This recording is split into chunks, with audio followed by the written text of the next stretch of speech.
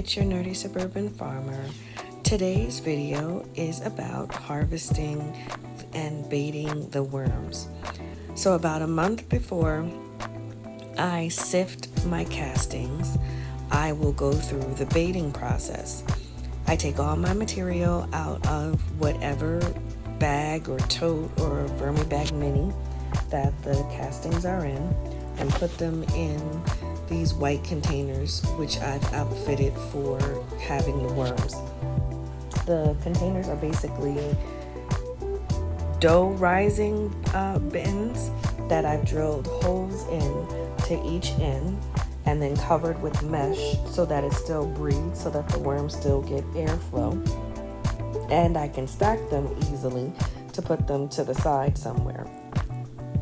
So I'm just getting the material out of both of the bins, and this is a good time when you remove the material to inspect the bins, make sure there aren't any holes and there isn't any water or anything at the bottom. Usually with the Vermibag totes there isn't.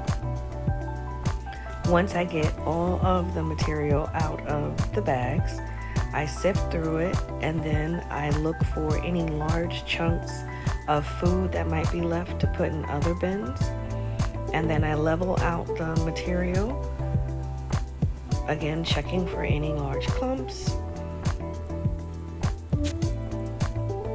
Once I'm satisfied, I make a spot for my bait tray. So I will bait my worms out. I don't do the horizontal migration because it didn't work for me. I don't know if I wasn't patient enough or not, but I will put all the material around the particular container, and it works best if you use a larger container to put in the middle of the castings rather than a small one, because you're going to leave this container in the castings for a week. It will stay there until the next feeding. I don't feed anywhere but inside of the bait tray to entice the worms to move into the tray and out of the castings. For me, this is the most successful way to harvest the worms or bait the worms out of the castings.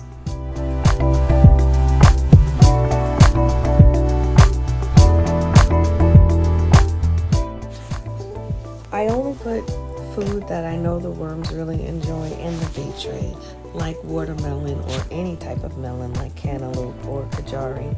That way, more worms go into the bait trays and it takes less time to harvest them.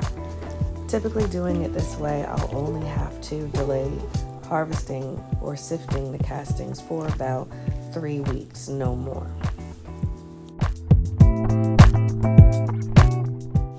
And once I filled the bait trays, then I cover them up with the casting and let this rest for about a week, which is until the next feeding, when I will then remove them and repeat the process.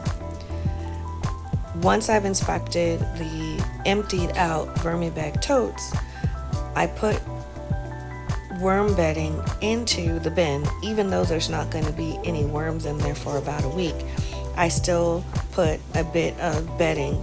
I don't fill it completely because the bedding will increase in size as the weeks of harvesting and baiting go by, but I fill it up enough to give a good layer for the worms that'll be going in there to have a good home.